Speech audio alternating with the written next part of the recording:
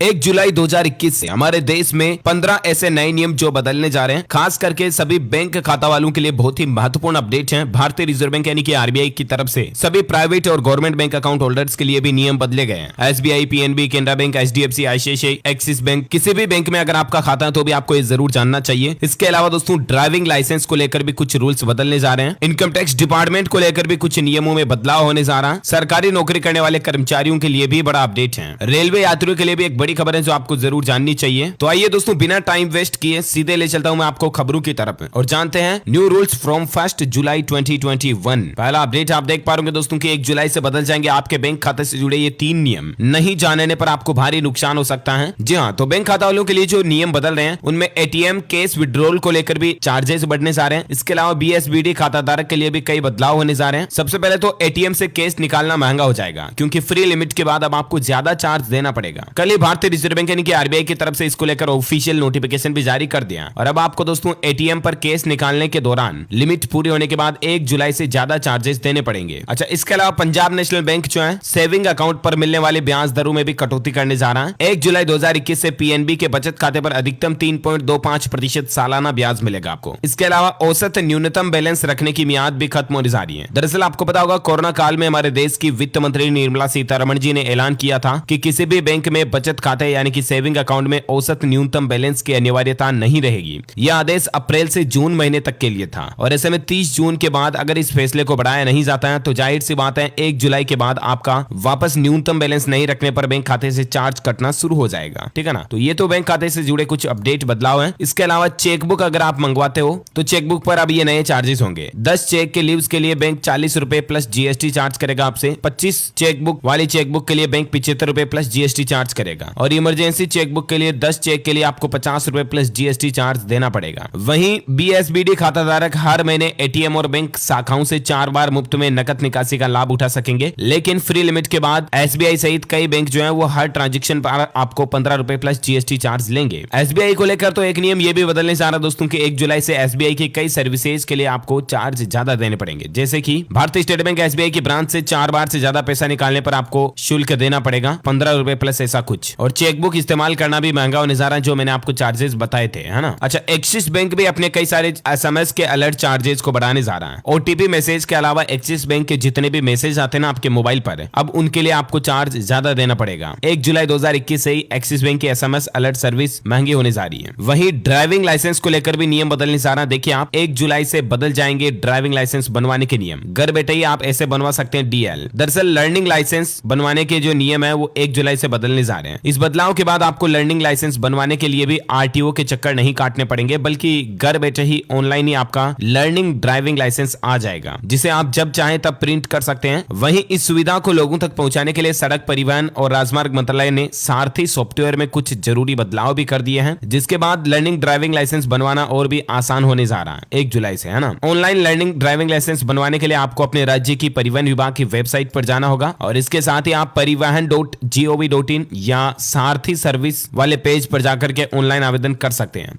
वहीं online driving licence बनवाने के लिए आपको अपना आधार कार्ड जो है वो परिवहन विभाग की वेबसाइट पर लिंक करना होगा, जिसके द्वारा आपके आवेदन का सत्यापन हो सके यानी कि वेरीफाई हो सके कि आप सही पर्सन हो, है ना। इसके बाद ऑनलाइन फॉर्म सबमिट करने के बाद लर्निंग ड्राइविंग लाइसेंस की फीस जमा ऑनलाइन ही करा पाएंगे आप और आपका लर्निंग ड्राइविंग लाइसेंस बन करके घर पर आ जाएगा। लर्निंग डीएल के लिए आपको ऑनलाइन टेस्ट भी देना होगा, जिसको आप घर से या किसी भी साइबर कैफे से दे सकते हैं, जिसमें आपको कुछ जरूरी क्वेश्चंस पूछे जाएंगे ड्राइविंग से संबंधित, ट्रैफिक रूल से संबंधित, है ना। अभी दोस्तों परिवहन विभाग के मुताबिक इस सुविधा का लाभ उत्तर प्रदेश के सभी जिलों में शुरू होने जा रहा है और जल्द ही दूसरे राज्यों में भी देश के सभी स्टेट में ये सुविधा आपको अवेलेबल हो जाएगी। अच्छा, एक जो मीडिया में खबर चल रही है रेलवे को लेकर, उसका क्लियरिफिकेशन जारी किया इंडियन रेलवे ने, जो भी मैं आपको बताना चाहूंगा कि क्या 1 जुलाई से तत्काल टिकट कैंसिलेशन पर मिलने लगेगा केवल 50% रिफंड। दरअसल दोस्तों कुछ दिनों से मीडिया में ऐसी खबरें चल रही है कि 1 जुलाई से अगर आप रेलवे का तत्काल टिकट कैंसिल कराओगे ना तब आपको आधा ही रिफंड मिलेगा, यानी कि 50% ही रिफंड मिलेगा। रेलवे ने ऐसा नियम बदल दिया, लेकिन ये खबरें फेक हैं, ठीक है ना। 1 जुलाई से रेलवे इस तरह का कोई भी बदलाव नहीं करने जा रहा है, ये सिर्फ महज अफवाह है। 1 जुलाई से रेलवे ने वेटिंग लिस्ट झंझट खत्म करने का फैसला किया, ये भी गलत बात है। तो रेलवे की ओर से फिलहाल 1 जुलाई को लेकर कोई भी बदलाव नहीं किए जा रहे, ठीक है ना। वही इनकम टैक्स डिपार्टमेंट को लेकर देखिए आप 1 जुलाई से पहले आप इनकम टैक्स रिटर्न फाइल कर दें, वरना अब आपको दुगुना टीडीएस देना पड़ेगा। दरअसल टैक्स पेयर्स के लिए बेहद जरूरी खबर है। 1 जुलाई से कुछ टैक्स पेयर्स को अधिक कटौती यानी कि टीडीएस का भुगतान करना पड़ सकता सकता है। आपको बता दूं, इनकम टैक्स डिपार्टमेंट ने ITR नहीं भरने वालों के लिए नियम को काफी सख्त कर दिया और ITR भरने की आखिरी तारीख जो 31 जुलाई थी, हालांकि उसको तो अभी कोरोना काल में बढ़ाकर 30 सितंबर कर दिया है, लेकिन नए नियमों के मुताबिक जिन लोगों ने ITR फाइल नहीं किया है उन पर टैक्स कलेक्शन एट सोर्स यानी कि TCS भी ज्यादा लगेगा। और नए नियमों के मुताबिक 1 जुलाई 2021 से PNL, TDS और TCS की दरें जो 10 से 20% बढ़ जाएगी। आमतौर पर ये रेटें 5 से 10% होती है, तो अब आपको TDS ज्यादा ही देना पड़ेगा। 1 जुलाई से पहले आप रिटर्न फिलअप कर दें, है ना। अच्छा, साथ ही खबर देखिए, 1 जुलाई से उत्तर प्रदेश के 6740 गांवों में पैक्सो से शुरू होगी बैंकिंग। डेबिट कार्ड, आधार कार्ड और बायोमेट्रिक तीनों से हो सकेगी निकासी। दरअसल गांव में स्थित सहकारिता विभाग की प्रारंभिक समितियां यानी कि पैक्स जो है ना, वो 1 जुलाई से बैंकिंग सेवा भी देने लगेंगे। उत्तर प्रदेश राज्य सरकार ने पैक्सो के लिए 7414 माइक्रो ATM पैक्सो को मुहैया कराने के लिए सहकारिता विभाग को दे दिए हैं, जिनका वितरण भी अभी चल रहा है। पैक्स पर माइक्रो ATM को संचालित करने की जिम्मेदारी निभाने वाले बिजनेस प्रतिनिधियों को इसी महीने प्रशिक्षित भी कर दिया जाएगा। कहने का मतलब उत्तर प्रदेश के गांवों में भी अब बैंकिंग सुविधाएं मिलना और भी ज्यादा आसान और जल्दी हो जाएगी 1 जुलाई 2021 से ही, है ना। डेबिट कार्ड, आधार कार्ड और बायोमेट्रिक के जरिए भी आप पैसे निकाल पाएंगे। जरूरी नहीं कि आपके पास ATM नहीं है तो आप अपनी फिंगरप्रिंट के जरिए भी पैसे निकाल पाएंगे। इस तरह की ATM सुविधाएं जो है 1 जुलाई से यूपी के गाँव में शुरू होने जा रही है ना। अच्छी बात है। और साथ ही देखिए, कर्मचारियों के लिए भी बड़ी खबर आ रही है दोस्तों। सूत्रों के मुताबिक 1 जुलाई से बढ़ने लग सकता है केंद्रीय कर्मचारियों का महंगाई भत्ता DA यानी कि डेयरनेस अलाउंस जो है बढ़ सकता है, लेकिन हालांकि फिलहाल एरियर मिलने की कोई प्लानिंग नजर नहीं आ रही है। DA और DR जो है बढ़ सकता है 7th पे कमीशन के तहत 1 जुलाई से ही। अब इस पर 26 जून को एक महत्वपूर्ण बैठक भी होने जा रही है और देखते हैं दोस्तों कि उस बैठक में क्या निर्णय लिया जाता है। जो कोई भी इंपोर्टेंट अपडेट आएगा उस अहम बैठक में मैं आपको बता दूंगा DLS न्यूज चैनल के माध्यम से। ओके, फिलहाल देखिए आप अगली बड़ी खबर कि 1 जुलाई से इस बैंक के ग्राहकों के IFSC कोड भी बदलने वाले हैं। दरअसल अगर आपका अकाउंट सिंडिकेट बैंक में है तो आपके लिए एक बेहद अहम जानकारी है। 1 जुलाई 2021 से सिंडिकेट बैंक के जो पुराने सभी IFSC कोड थे ना, वो डिसेबल हो जाएंगे। यानी कि आप नेट बैंकिंग, IMPS, RTGS के जरिए भी पेमेंट नहीं कर पाओगे और आपको चेक बुक भी नहीं इश्यू करानी पड़ेगी अगर आपका पहले सिंडिकेट बैंक में खाता था तो। क्योंकि